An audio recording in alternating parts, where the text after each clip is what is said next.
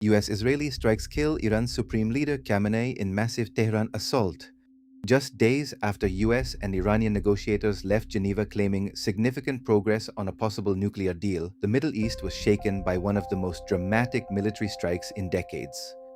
In the early hours of 28th February 2026, Israel and the United States launched a coordinated bombardment of targets across Iran, hitting leadership compounds, missile bases, and key military sites. The operation, codenamed Roaring Lion by Israel and Operation Epic Fury by the US Pentagon, included a direct strike on Supreme Leader Ali Khamenei's compound in Tehran. By midday Saturday, Israeli and US officials were telling reporters that Khamenei had been killed. Later, Iranian state media reluctantly confirmed that the 86-year-old Supreme Leader had died in the assault. The Times of Israel reported that Israel had dropped around 30 bombs on Khamenei's compound, killing several top security officials alongside him, including IRGC Commander Mohammad Pakpour and Defense Minister Aziz Nasirzadeh.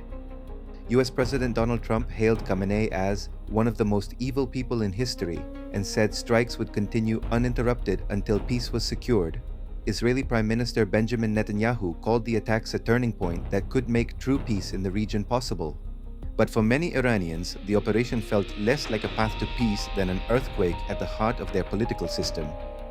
Iran's Red Crescent reported more than 200 people killed and over 700 injured in the first wave of US-Israeli strikes, including dozens of children when a girls' school near a military facility was hit. Tehran's skyline filled with smoke as explosions shook leadership districts and military bases. Within hours, Iran launched its own response under what it called Operation True Promise 4. Ballistic missiles and drones were fired at US bases in Bahrain and Qatar, as well as targets in Israel, Kuwait, and the United Arab Emirates. One missile struck Tel Aviv, killing a woman and injuring at least 22 people, while other projectiles hit or were intercepted over Gulf capitals. By the evening of 28 February, large parts of the Middle East's airspace had been shut down as aviation authorities scrambled to respond. Markets reacted immediately.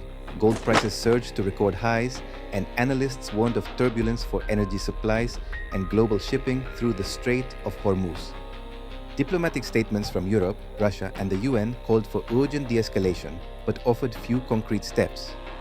For now, one fact is clear. The week that began with cautious optimism in Geneva ended with the death of Iran's supreme leader and a war whose end no one can predict.